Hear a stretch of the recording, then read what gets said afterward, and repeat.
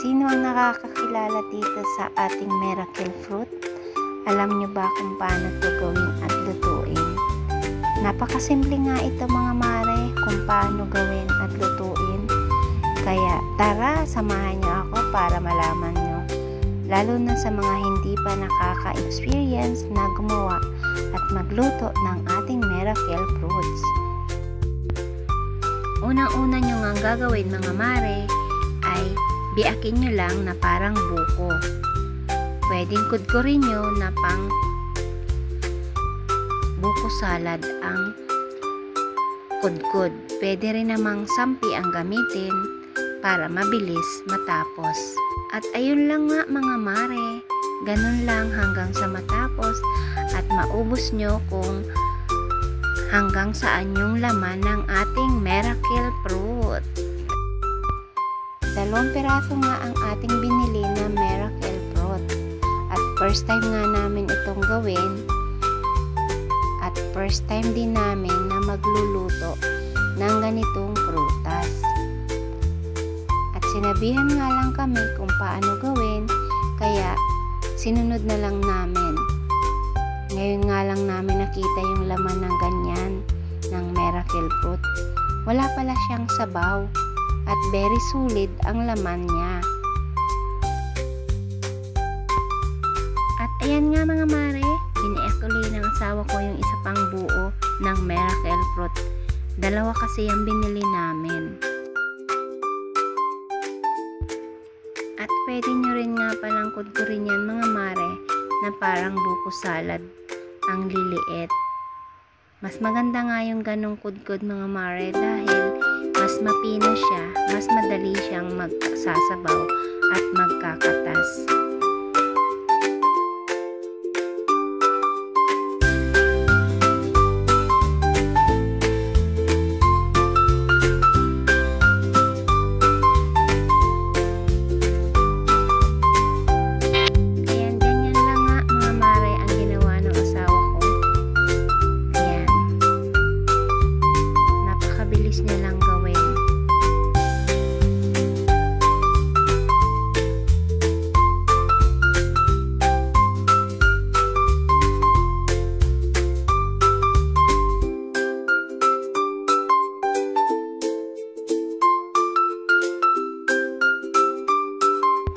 Sabi nga ng iba mga mare ay nilalagari daw nila ang pagbiak ng miracle fruit. Kasi naman napakatigas talaga ng balat niya mga mare. Mas matigas pa sa buko. Para talaga siyang bao.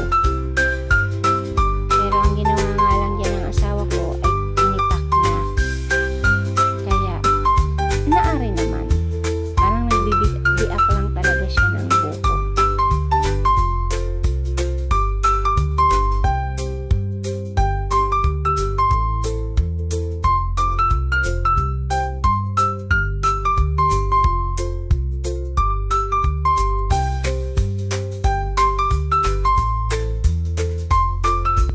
Biglaan lang pala mga mare ang pagbili namin ng miracle fruit.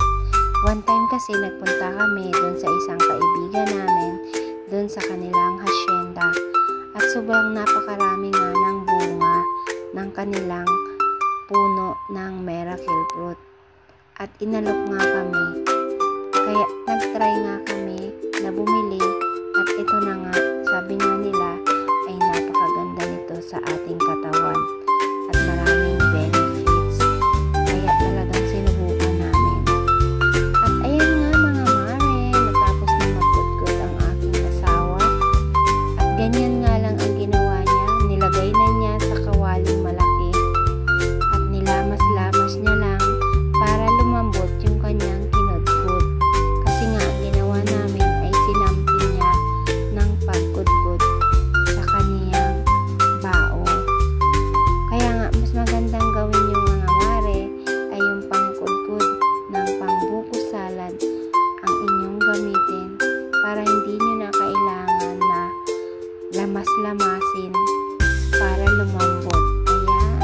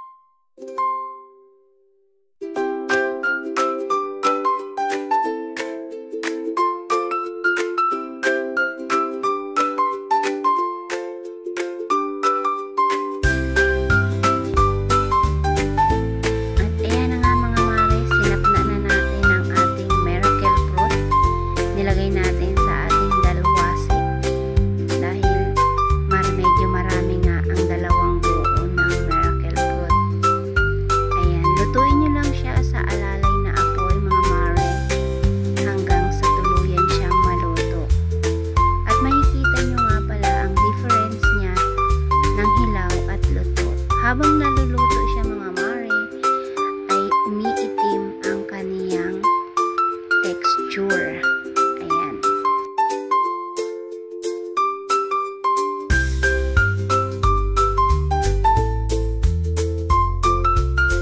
At halo-haloin nyo lang mga mare hanggang sa maluto ang ating miracle fruit.